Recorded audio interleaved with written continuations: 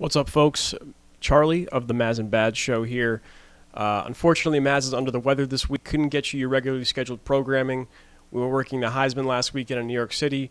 Mazz went to a J. Cole concert, I think Sunday or Monday night, and I think his immune system just couldn't handle all the travel in between New York and New Jersey this time of the holiday season. So we're just going to do a quick little, a perfect day for a little breath of fresh Jets quickie, because another bombshell article from The Athletic, from Diana Russini, from Zach Rosenblatt dropped. Just an absolute ripping of Woody Johnson and how this season has gone and whatnot, and the things that have developed so far here, and it's not great. It really paints the Jets in a really bad light. And I'm not saying that this is all 100%. This is the gospel truth, and you should take it at face value, 100% what it is. To me personally, The Athletic, Russini, Rosenblatt, they've had an axe to grind with the Jets ever since that story came out last year midseason about Zach Wilson not wanting to be reinserted into the starting lineup after being benched. And the Jets came out and debunked it and wholeheartedly shot it down, even though parts of it may or may not have been true. And I think that just kind of severed a relationship there with some people in the building, up in ownership, and, of course, this news outlet. And then ever since that, Robert Saleh and Joe Douglas have been fired. The leaks have just been coming and coming and coming, and it's clear that these people who have an axe to grind are using The Athletic and using, this exact writer and this website and this byline to just get out what they can about the Jets. So we're going to go through it little by little, go through the major points made, and just talk about how things stand post this story. So we'll start things off with the number one thing that a lot of people pointed to. Probably the first thing people saw, the notification you got from this article was Woody Johnson nixed the Jerry Jeudy trade from the Broncos to the Jets because his Madden rating was so low. So, this isn't new. I mean, not necessarily. We knew a few weeks ago from the first article that came out, I believe, post Robert Saleh firing, that Joe Douglas tried to trade Allen Lazard and a fourth-round pick to the Broncos for Jerry Jeudy this past spring. And The Athletic claims that it was Woody who nixed it because his Madden rating was too low. Now, since then, within the past hour, Brian Costello, who's been covering the Jets a hell of a lot longer than Zach Rosenblatt has, and I think longer than Diana Russini's been covering football, that's how long he's been on the Jets beat for. He came out and said that it's not true.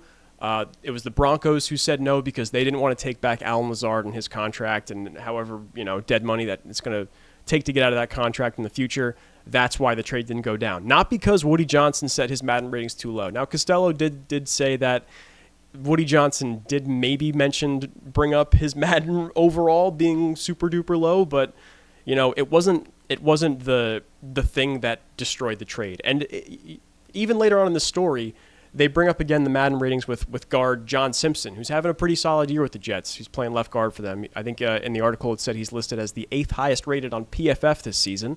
That was another player that they said, hey, Woody said his overall on Madden is low, but they still signed him anyway. So why would they not have made the Jeudy trade but signed John Simpson if Woody's talking about the Madden ratings? That's the first thing that kind of was like, guys, are we embellishing here? Are we over-exaggerating? Now, I'm not going to sit here and defend the Johnson family just because I'm a Jet fan and because I bleed green and I'm biased. Because let's not pretend, we're not going to sit here and pretend that Woody Johnson is Art Rooney or John Mara to a lesser degree. Like he's not football royalty. He's not one of these blue-blooded franchise, passed down from the generations. Woody Johnson bought the team the year I was born, 2000.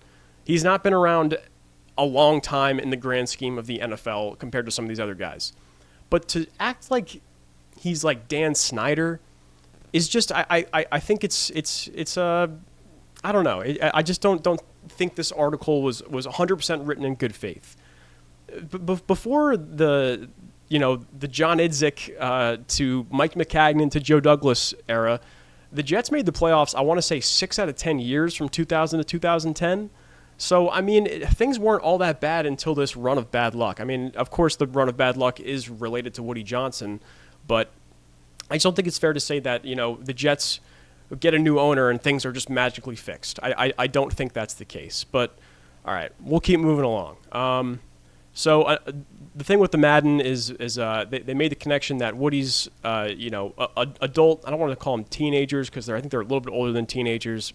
His sons Brick and Jack Johnson, apparently have a very direct, hands-on approach when it comes to the organization. They might be involved in meetings and decision making, and it just so happens that they maybe get some of their information from Madden, which obviously is not great.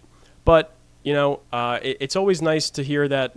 I guess it's cool that Woody Johnson isn't just like a dictator and is like, just like, I'm going to make all the decisions. He obviously takes input, not just from his family, but from other people as well. That they go on to say in the story about how he, for better or worse, who really knows, he has some of his business people with him in meetings and decision-making rooms, and they help give him some sort of guidance. I mean, who knows what they've told him to do or told him not to do. So it's really hard to say if this was bad or good. You know what I mean? It's just, man, this is tough. This is tough. Okay, let's keep going down the list. Here we go. So after the Texans game on Halloween this past season, Aaron Rodgers was looking forward to giving the game ball to Jeff Ulbrich, which is an NFL tradition where when an interim head coach gets his first win, he gets the game ball. It's it's camaraderie. It's hoorah for the new guy who's having a great start. Or I guess in this case he lost his first 3 games before getting his first win. But regardless, and before Rodgers could hand that game ball to Ulbrich, Brick Johnson took one of the game balls and handed it to Garrett Wilson with quote an expletive charged rant that sucked the energy out of the room. Sorry about that. So this is where we start to get to the stuff that does kind of suck or really sucks about the Johnsons and some of their behavior in the locker room. You know what I mean? Where I just talked about that time after the Texans game this past season. And, of course, there was also an anecdote that went back to 2022 when the Jets were playing in Seattle with a shot at making the playoffs still. I think they were like 7-8 going into this game, still with a chance in the AFC wildcard race.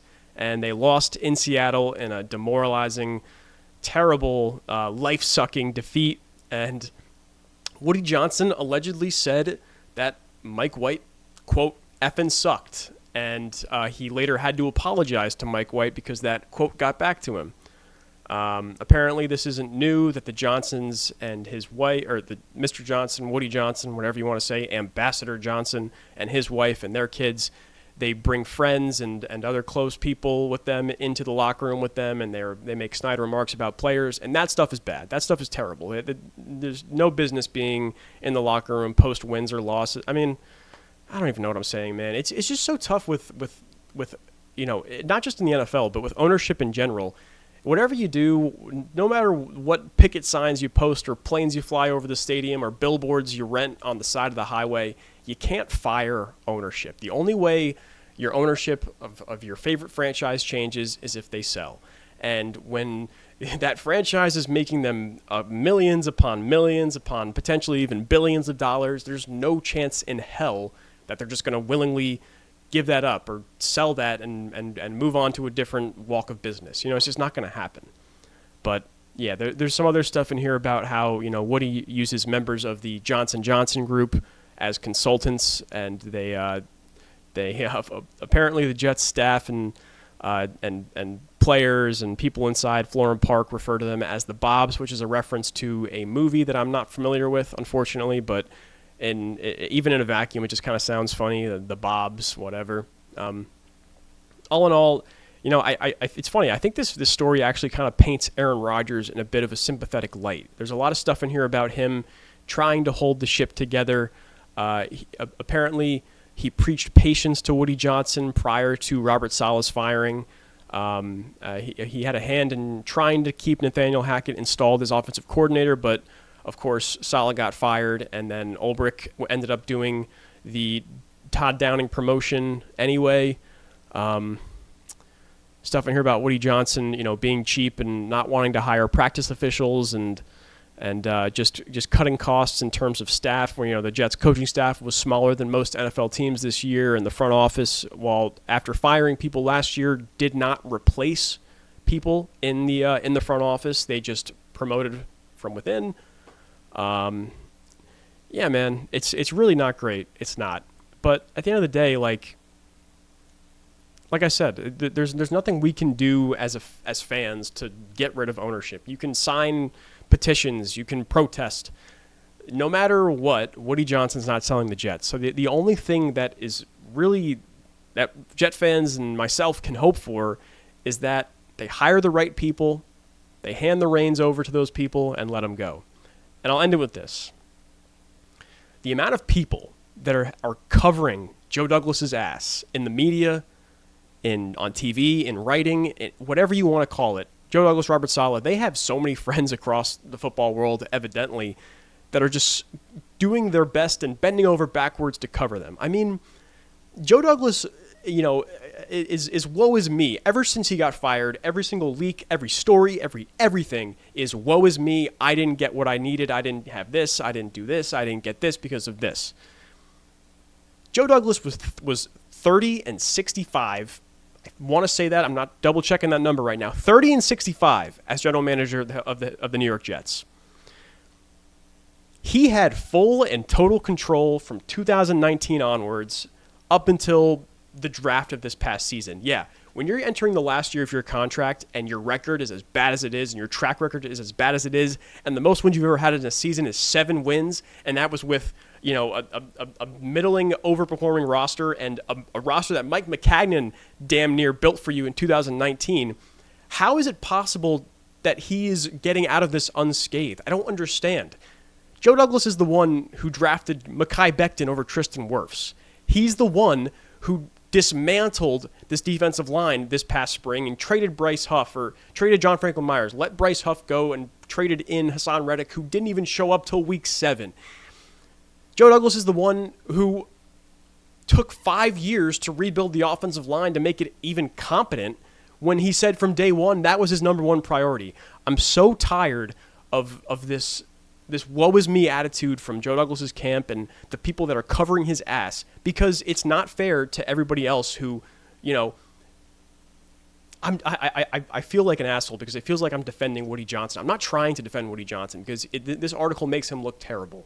But there has to be accountability and culpability from Joe Douglas and Robert Saleh because they failed to do their jobs too. They didn't do their jobs either, okay? So I don't want to hear about, how great these guys were when the records and the statistics don't back it up. And that's all I really wanted to say, that I don't think Woody Johnson should be the one catching every single bullet here. There's a lot of blame to go around. It goes to everyone I just previously mentioned. It goes to Aaron Rodgers. It goes to Zach Wilson. You know what I mean? The list goes on and on. All we can hope is the Jets hire the right guys. The Johnsons say, here's the keys. Do what you got to do. And maybe we'll snap this 14-year playoff drought. But as it stands right now, on December 19th, when this story came out, it sucks, man. And it's hard to be even excited after that win last week in Jacksonville with just all this shit hanging over our heads. But regardless, if you're still here, thanks for watching. Hopefully me and Mazz will be back with you next week when he's feeling better and not under the weather. And we'll have a nice little fun time, maybe pre-Christmas, post-Christmas show. So once again, thanks for watching. See you next time.